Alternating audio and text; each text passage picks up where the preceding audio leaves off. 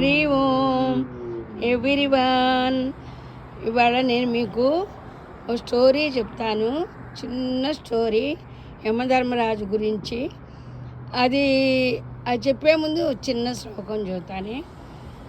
ప్రణమ్య శిరసా దేవం గౌరీపుత్రం వినాయకం భక్తవాసం స్మరే నిత్యం ఆయు కామార్థ సిద్ధయే కేశవాయన శివాయన లేసమైన లేదు భేదము. వినాయక, ఓ రోజు యమధర్మరాజు తల్లి బాధపడుతూ కళ్ళమ్మ నీళ్లు పెట్టుకొని ఓ చోట కూర్చొని విచారంగా కూర్చుంటుంది. ఈ కథ మీకు తెలిసే ఉంటుంది జస్ట్. అయితే అప్పుడు యమధర్మరాజు తల్లి బాధపడుతుంటే పిల్లలు వాళ్ళు కూడా బాధపడతారు కదా.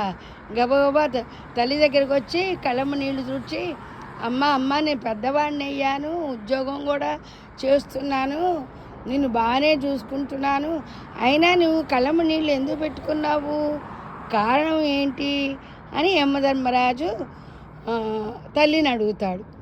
అప్పుడు తల్లి అంటుంది, బాబు బోలెడు ఉద్యోగాలు ఉన్నాయి బతకడానికి, ఎన్నో 68 కళలు ఉన్నాయి, దాంట్లో ఏ ఉద్యోగమైనా నువ్వు చేసినా నేను ఇలా ఈరోజు కళ్ళమ్మ నీళ్ళు పెట్టుకునేవాడిని కాదు, నీవు ఈ ఉద్యోగం చేస్తున్నావు, అందుకని నా కళ్ళమ్మ నీళ్ళు వచ్చినాయంటే, అమ్మ నేను ఏ ఉద్యోగం చేస్తున్నాను, ధర్మపదంగా చేస్తున్నాను, ఎవరు ఏ ఉద్యోగం చేసినా ధర్మాన్ని అనుసరించి చేస్తే అందరికీ మంచే కదా, నేను కూడా మంచి మార్గంలో నడుస్తున్నాను కదా, యమధర్మరాజు అని బిరుదు కూడా ఉంది కదా నాకు, నువ్వెందుకు బాధపడుతున్నావు అంటే, అది కాదురా, ఎవరైనా చచ్చిపోయారనుకో యమధర్మరాజుని తిట్టుకుంటారు కదా, నా కొడుకుని తిట్టుకుంటే తల్లిగా నేను బాధపడతాను కదా, అది కారణం అంటుంది.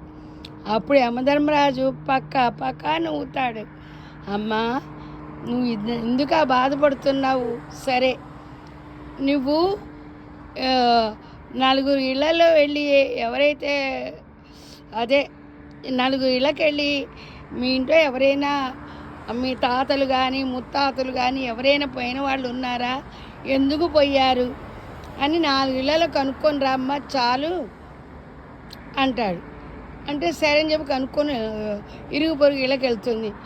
అమ్మ మీ అత్తగారు లేరు కదా, ఏ కారణం వల్ల పోయారు అని అడుగుతుంది.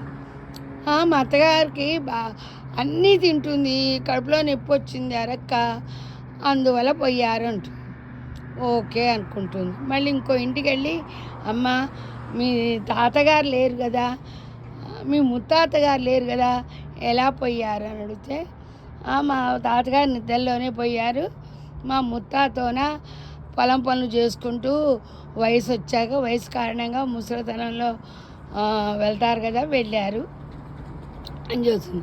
అప్పటికి 3 అయ్యారు కదా, ఇంకా ఈ ఒక్క ఇంటికి వెళ్ళి చూద్దాము అని చెప్పి ఇంకో ఇంటికి వెళ్ళి, అమ్మ మీ అమ్మగారు వాళ్ళు లేరు కదా, మీకే 60 ఏళ్ళు ఉన్నారా మీ అమ్మగారు వాళ్ళు అంటే, లేరు, అమ్మగారు లేరు, మా నాన్నగారు లేరు అంటారు.